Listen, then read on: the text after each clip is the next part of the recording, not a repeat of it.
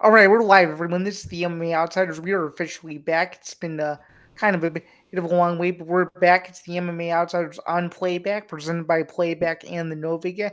Before we get started with Jack Gold and myself, just wanted to send a quick reminder just to let you guys know that Novig is the new official sportsbook betting partner of the ETB network, and here is how you can get involved. The MMA Outsiders is presented by Novig, America's #1 sports prediction market, available right now in 35 states, including California, Texas, Florida, Georgia, and New York.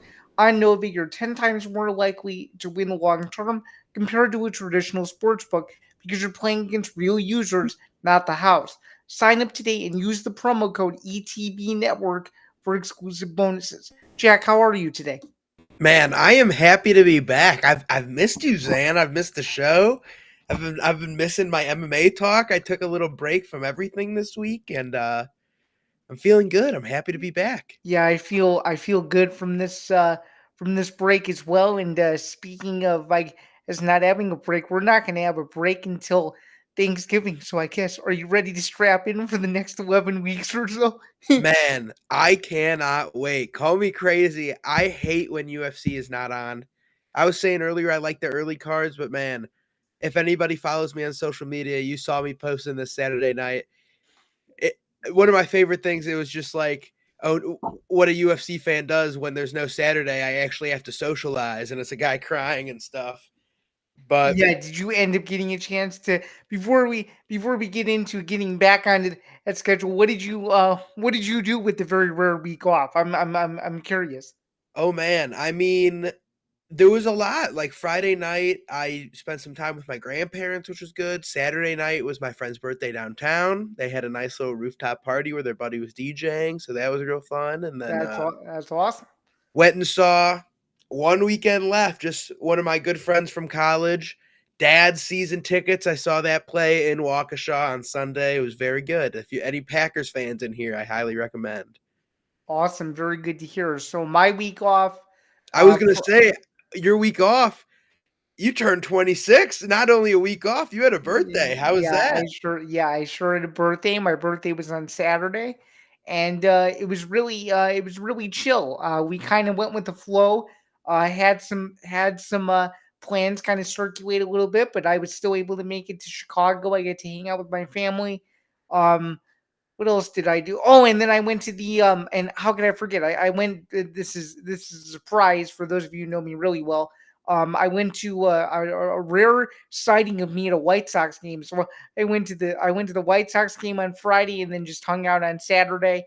And unfortunately, watched my alma mater get pounded by 53. But it is what it is. But overall, though, it was a solid.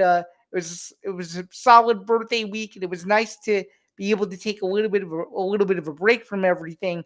Although I don't know if you ever get this way, I always feel like even though there is a break, I always feel like I'm missing something. So it's good to be back, and we surprisingly had a lot of news that I didn't expect to be able to talk about today, going into a week where we'll obviously get more into it on Thursday, but this is going into a week where I don't really feel like the Perth card is getting the credit that it deserves, and it's nice to be able to bring everything full circle. And before you know it, officially next week, I'd like to say we'll be really back on a full schedule. So I guess the next few weeks should be really interesting. Yeah, I mean, I just think after this week, because I disagree. I think this Perth card, low key, little trash, but I think it'll be fun. But after this week, we've got some good fights coming up, and I cannot wait. Our last show. You said most anticipated fight for the rest of the year: Charles Oliveira versus Rafael Fiziev. What happened there? Yeah, Jumping in man. some news right away. Yeah, so that's obviously huge news. So I guess we could start there. At the time that we're taping this, and if anything breaks within the next 40 minutes, we'll talk about it. But as far as I'm aware, at the time that we're taping, there still is not an official main event for UFC Rio, right?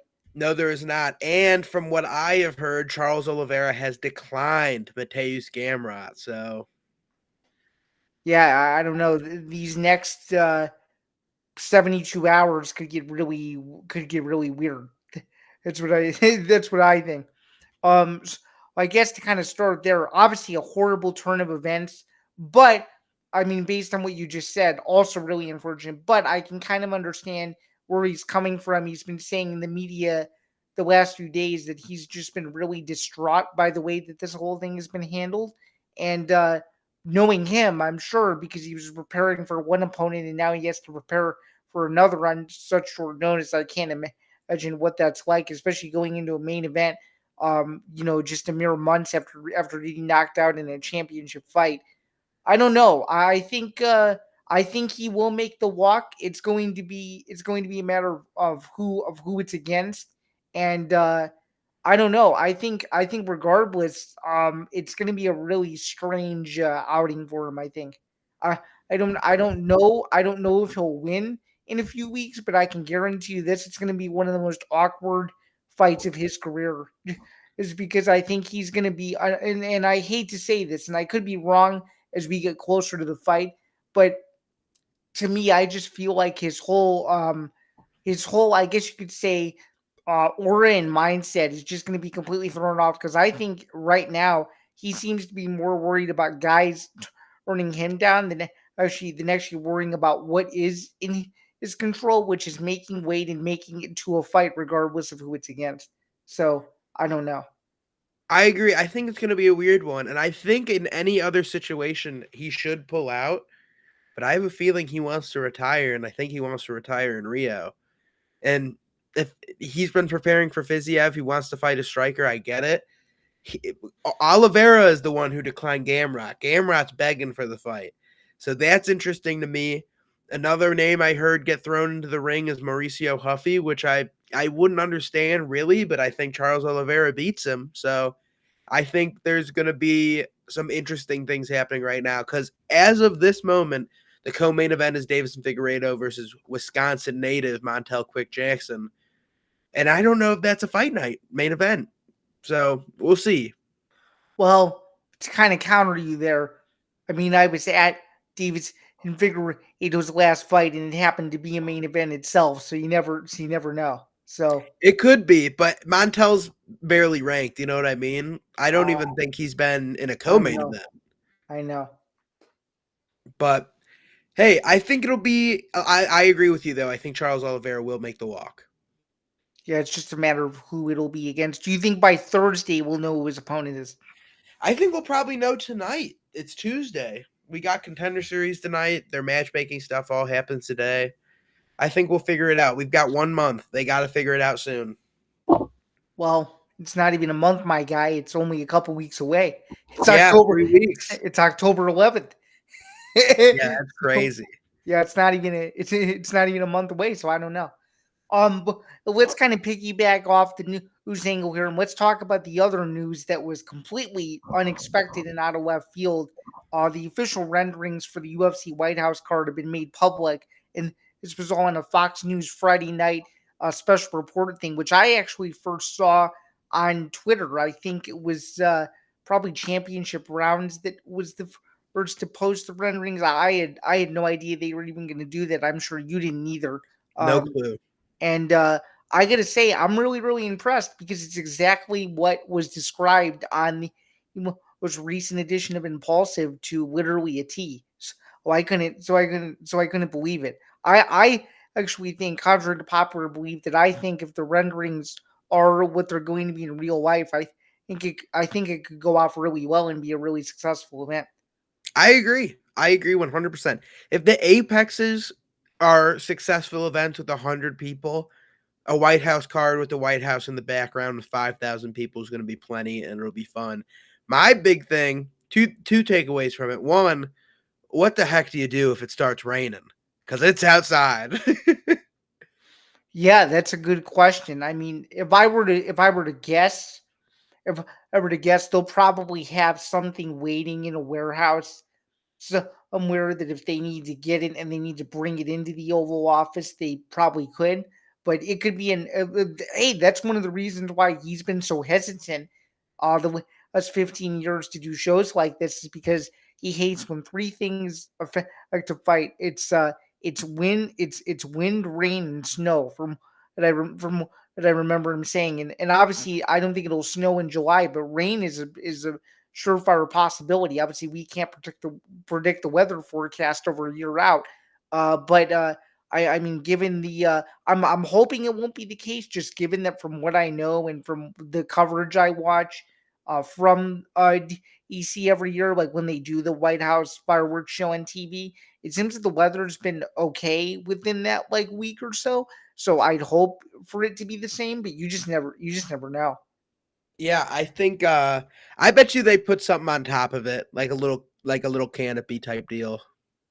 You think they do it like the day before or a few days before the event, or do you think it's already there just in No, case? like, do you remember the Crawford Madrimov fight that took place at Dodgers Park? Yeah. So that was outside, but the ring itself with the lighting, it had a roof on the ring. So if it happened to start raining, everything else would be wet, but I think the ring was fine. So I Right, and would I imagine don't they just did remember and I that. don't remember the weather ever being a factor in that event, was No, it? it was 'Cause I beautiful out. remember well, because I remember watching it and I don't remember, but if it wasn't, then that's a huge positive too. Yeah. No, it was not affected. That was a beautiful night in LA. That was very cool, but I think it's funny. And the second thing I wanted to say about those renderings, I thought it was very funny that the two fighters they used, it was Grant Dawson versus Garrett Armfield. Yeah, that was extremely bizarre. I don't think anybody caught that. I actually think, well, I could self-proclaim this. You're probably the first person to figure that out because I couldn't figure it out by zooming in because as you zoom in, it got more blurry. So, yeah, I don't know. It was just funny to me. I was like, two American guys in different weight classes facing off. I don't think that was done on purpose. I literally think whoever put that together probably just said, yeah, let's just pick two random fighters. I don't know.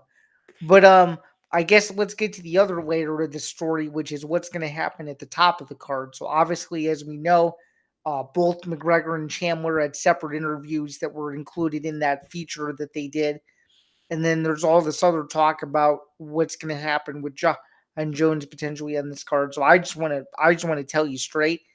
And I could be wrong. This is just an educated guess. We're sitting here on September 23rd, 2025. I think the UFC's already made up their mind. I think I think right now, if they were to make a decision tonight, I think McGregor would be headlining over Jones. Man, I just I hate them both. I A hate them lot of be both. a lot of people do. You're not the only one. So it's just like I don't think either are reliable to do it, but I would probably think very tentatively Connor, barring any legal accusations coming up, would be the more reliable fighter. So I don't I would know.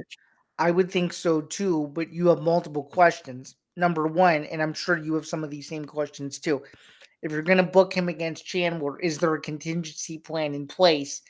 If there isn't, then your There's main gotta be. well, because what I'm saying is, if there isn't, your main event is technically screwed.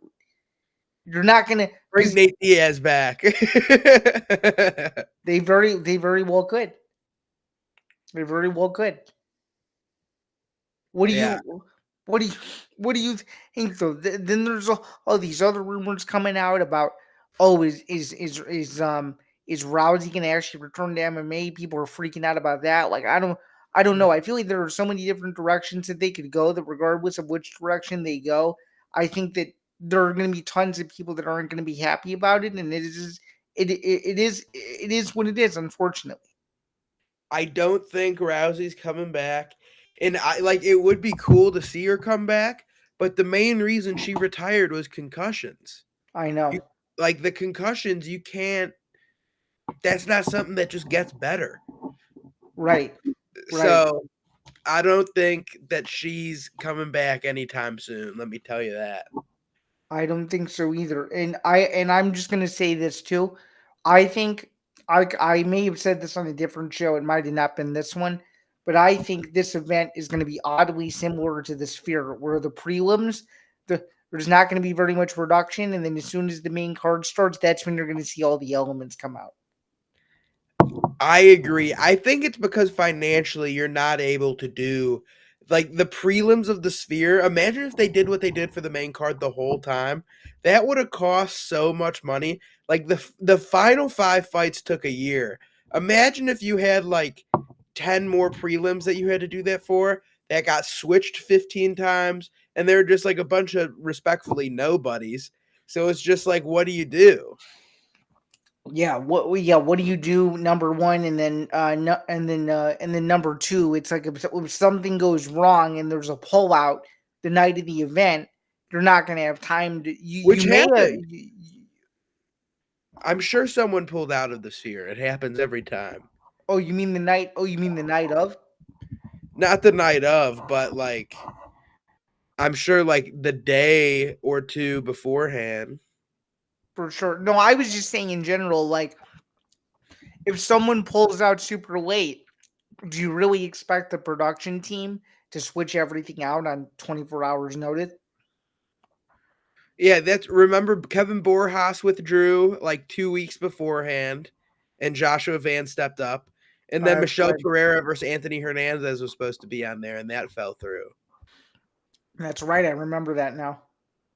Cuz so there were only 10 fights for the Sphere. Yup. That's crazy. I don't remember that. Mm-hmm. Only 10 fights, 5 prelims, 5 main card. Very interesting. 5 prelims, 5 main, or excuse me, yeah, 5 prelims, 5 main card, and it still took the same amount of time somehow, some way. Yeah, I like that was such a drag. I can't even lie to you. I fell asleep through the co-main and main event. I was watching Canelo Berlanga. That's what I was doing. Really? Yeah, then I turned on O'Malley and Marab right when the fight was over because it ended with the perfect amount of time. So Yeah, it's just like there's not a lot of good stuff happening on this card. no, Like it no. was okay, but all right. What else? What other news do we got here? So I want to talk about the other news that came out from Awful announcing last week, particularly talking about how Netflix essentially had a deal with the UFC, but what Netflix wanted was just the numbered pay-per-views, and the UFC That's was like, right. nope, and it went over to Paramount. So I'll give my take after you give yours, but I'm just curious, what were your initial reactions when you saw this news, or if you saw this news, and are you surprised that the UFC didn't cave in to give Netflix what Netflix wanted, and et cetera, et cetera. No, I'm not surprised at all. It's because no doubt that the UFC pay-per-views, the numbered events are the most valuable part of their business. Those are like that's the big fight feel, you know what I mean? Mm-hmm. And the fight nights, especially the last couple years, have not been good. You maybe have 5 a year that you're excited for. And then there's like 20 where you're like, "Oh, just another Apex fight night. Uh-oh." Exactly, and we're getting 2 more of those as early as November, where it's just another Apex fight. So with that, it's almost like to me, no matter what you do, you have to partner them together because that's where you're gonna get the most money. Like you could be on Netflix for the numbered events and be like, oh, 40 million people watch this event, 50 million people watch this event. But then your fight nights would die because you wouldn't have them there and they wouldn't be on ESPN. So then imagine if Paramount just had the fight nights. Would anybody be paying 10.99 for that? I don't know. I don't think so. I I don't. would, but You would? I don't think I would. I think I would comfortably keep my Fight Pass subscription if that was the case. can you watch fight nights on Fight Pass? If you know the right means, which I won't say publicly, but you can. Yeah, there are ways without saying them around watching fight nights on Fight Pass. Yeah, you can. Yeah, you can do it. You sneaky, sneaky guy. Yeah, you can do it. You can do it. But You can also, you can also, you can also do it for pay per views too. but that's another that's another story. You're devious. You're devious. I sure am. But see, Um, my biggest problem is just like I'm a sucker for having good connection, like with the streams and all that stuff. It's like when it gets so laggy the way it does, it drives me up a wall. it drives everybody up a wall, which is what I hope Paramount is able to figure out. Which I hope they can do it. I've heard they're not the best. I have not experienced Paramount myself, but I have heard they are not good. I have experienced it when I've had to stream NFL games, and it's actually quite good. Okay. Maybe it's because my connection's awesome. But I think it's one of those services where if you don't have a good connection, it's not gonna work. So I don't know. I see what you're saying. I'm picking up what you're putting down. Because what do you? Because I'm just curious. Like in terms of how you stream, like what do you? What I guess what mediums do you use to stream your apps? I usually use just an Apple TV. What do you use? See, typically on TVs, I'm using my Xbox on the ESPN app. Okay. Okay. That's the easiest way. I don't have a smart TV, so I gotta work around it. Okay. Okay.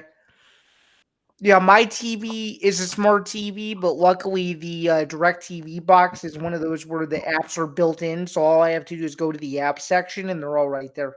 That's pretty nice. So it is pretty convenient only having to push one button. So that is for sure. Kind of moving away from the Paramount Netflix debate, though, the UFC schedule for the end of this year is finally official. We were just waiting on a couple more dates. Now we know what those dates are. I gotta say, hey man, I think October and November have a chance to be really interesting months. Man, I can't wait. Like, and I feel listen, I'm very excited for this Saturday just to have fights again. I think we have some fun ones. I think UFC 320. I might not be the highest on it, but man, there's a lot of fun fights on there. You still going? I'm gonna be in Vegas. Okay, I'm gonna be in Vegas for it, so I'll be there. okay. But Are you going to the actual event itself or no? that's a game time decision. The tickets are still a little more expensive than I'd like them to be. Okay, okay. But if I'm out there and it's Friday night and those tickets drop, they're like 280, 290, then I got to pull the trigger. Right now they're right around 400, which is a little rich for my blood when I could just go to Circa and watch it on a football field sized TV. Are you going to the weigh-ins or the press conference or For no? sure. For sure. Excellent, excellent stuff. But like you were saying, October and November, I mean, man, Brazil pre-Fiziev pullout was looking great.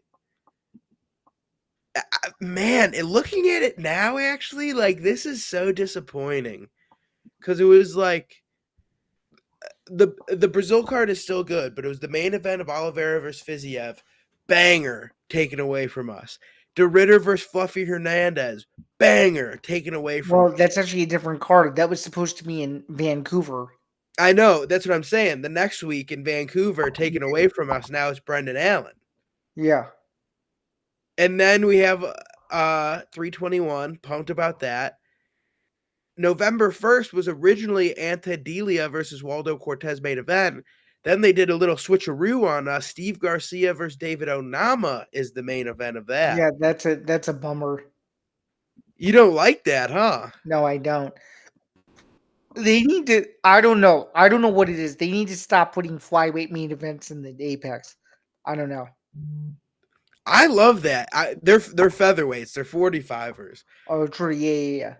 But man, I like it. I think it's two young guys who have earned their spot in the rankings, and whoever wins this fight gets the push. For sure. I think it's one of those where it's going to be similar to Cop versus Atabayev. That's what I can see that. It's going to be another version of that, I think. I can see that. And then we got New York. Concrete jungles are what dreams are made of. I cannot wait for UFC 322. Assuming it stays together, knock on wood, knock on wood. Oh my god. It's still, I don't even care. I listen. Breaking news. I don't have an opponent, But UFC 322, Islam Makhachev JDM main event, Valentina Whaley co-main, Blanchfield versus Tracy Cortez, Leon versus Prates, Bossinger versus McConico, Angela Hill versus Klein, GM3 versus Dawkins, Bo Nickel versus BJJ champ Rodolfo Vieira, Roman Kopylov, Gregory Rodriguez. Now I don't have an opponent, but Malcolm Walla, the Machine Wellmaker, will also be on this card. It's good to hear. It's very good to hear. So that to me is 1, 2, 3, 4, 5, 6, 7 stone cold bangers on New York. And Doha is going to be fun too. That's not fully booked out yet, I don't believe. Let me take a look here. No, not fully booked out at all. And I believe Shamrock will be debuting on this card. Okay. Man, there's some fun ones. Abdul Rahman Yakhyev from earlier this season on Dana White's Contender Series got a layup for Cerquera. He's going to kill him. Felipe Lima versus Daniel Marcos, banger. Spivak versus I'm excited. Gaziev, I'm excited for that one. that one's awesome. Spivak versus Gaziev, banger. And then part of the news I wanted to bring up this week, we've been seeing a whole lot of heavyweights who are scheduled to be on the Contender Series. The UFC just kind of saying, frick it, you're in. We've had 8 straight signings to heavyweight, including one that's happening this weekend. Bruno Perisic versus Henry Ellison, I believe, is their names. But Doha got one as well with Merrick Bulio and Jose Luis. So we'll see. It's a very, very interesting situation we got going on at heavyweight right now. I think the UFC is understanding that their heavyweight talent is cooked a little bit because they signed Louis Sutherland straight away this week. He's fighting Justin Tafa. And they also signed Brando Perisic versus Elijah Ellison, who are both scheduled to fight on week 3 of Contender Series, I believe. And they just said, screw it, get on here, you're in the UFC. So I'm very intrigued to see it. I kind of like it. Jack, are you sure you mean week 3 or week 8? Because we're already in week 7, my guy. No. This fight, Bruno Perisic versus Henry Ellison, that is going to be this weekend in Australia. Oh, okay, gotcha. Was Okay. supposed to take place on week 1, 2, or 3. I can't fully. August 26th. So what was week 3? Come Week on 3, now. yeah, week 3. Come on now, doubting me, Zan. And they just signed him straight away. So very interesting.